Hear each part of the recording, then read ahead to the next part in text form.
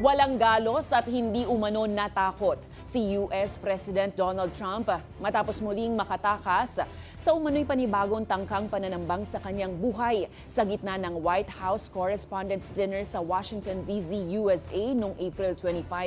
Agad ding naaresto ang suspect na nagsabing target niya ang Trump administration officials dahil sa umano'y mga krimen nito.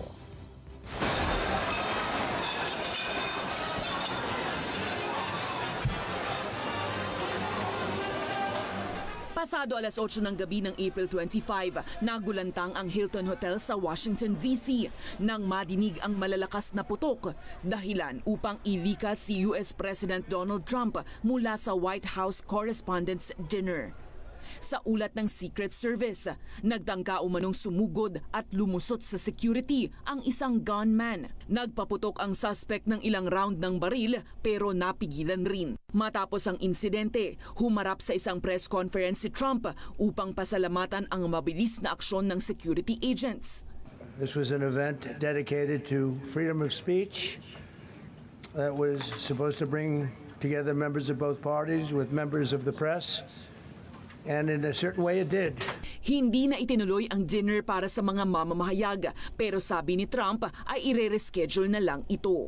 We're not going to let anybody take over our society. We're not going to cancel things out because we can't do that. We wanted to stay tonight. I will tell you, I fought like hell to stay.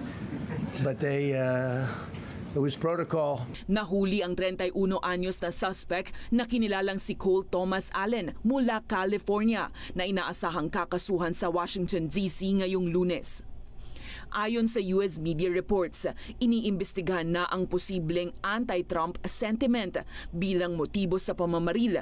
Batay ito sa manifesto na isinulat ng suspect kung saan kinastigo niya ang umano'y mga krimen ng Trump administration. Sa hiwalay na media interview, sinabi ni Trump na hindi siya natakot sa gitna ng insidente. Hindi ito ang unang pagtatangka sa buhay ni Trump. July 2024, nasugatan sa tenga si Trump matapos ang isang shooting sa gitna ng kanyang presidential campaign rally sa Pennsylvania. September 2024 naman nang mahuli ang isang umano'y gunman na nag-aabang kay Trump habang naglalaro ng golf sa Florida.